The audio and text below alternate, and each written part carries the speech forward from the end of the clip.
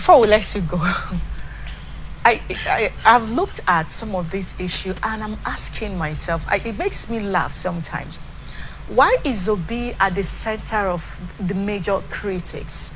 This candidate, the Labour Party, it's either today we're hearing that, oh, he has to be disqualified because he didn't go through the right process. Is that we're hearing this, although his people are talking, the Obedience are talking too much. Why is this camp, the Obi camp, at the center of all of this?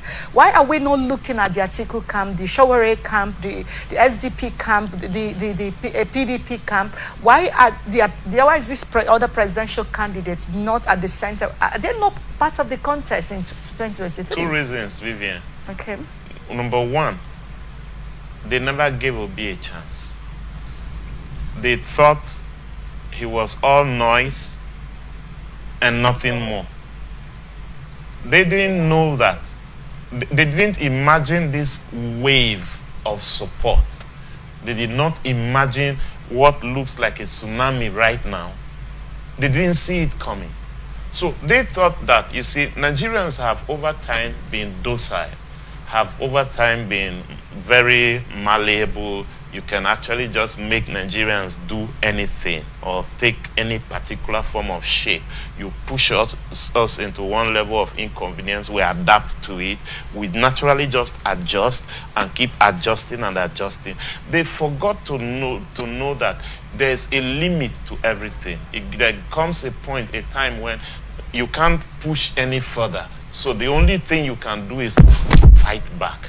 Now, they didn't think Obi was going to become a phenomenon. Unfortunately, he is today. And then he has so much overwhelming support.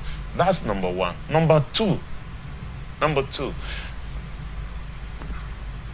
Obi's candidacy is a threat to the establishment. Why would you say that? Now, sir. Obi was part of the establishment.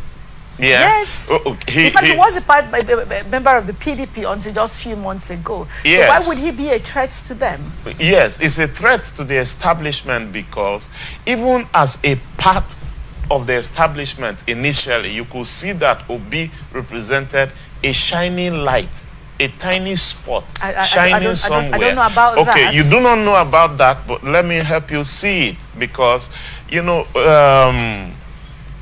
Ngozi Okonjo-Iweala was quoted, is quoted as saying in her book, he said, okay, when we had these monies coming in, excess crude account and all that, we had 20 billion, so thereabouts. I appealed to the governors, let's save these monies. They said, no, give us our share of the money. Give everyone their share, split it and share the money.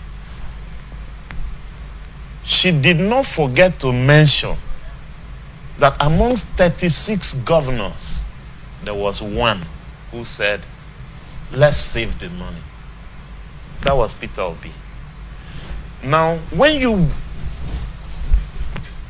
judge the man's antecedents and checked how he ran his government, even though he was supposed to be a part of the old cargo, he ran it differently. Then he comes up. See why he's different. He's a threat to the establishment. He ran as a running mate to the PDP candidate in the last elections. Now, this time around, he decides, okay, I want to run. Then everybody felt, oh, why must a Peter Obi stand up and say, I want to run for president, instead of looking for who he was going to deputize? And the man says, no, I have what it takes. Why do I need to deputize somebody? By all means. What is your problem? It's okay, if you believe this particular section of the country is not supposed to be to hold the leadership of Nigeria, you're bringing division in the country. You're trying to perpetuate something that's has already been an anomaly. Obi is against the establishment that wants to perpetuate that error.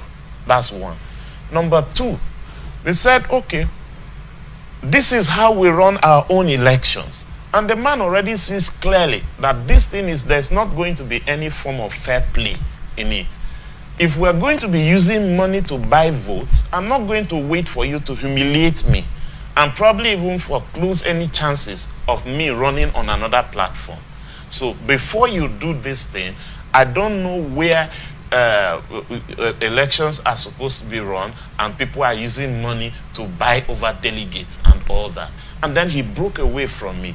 Now, that was the one master stroke that eventually gave the Obi candidacy a very major boost, because breaking away from it tells the masses that, look, I'm not part of the establishment. I'm against what their practices. I'm against their practices.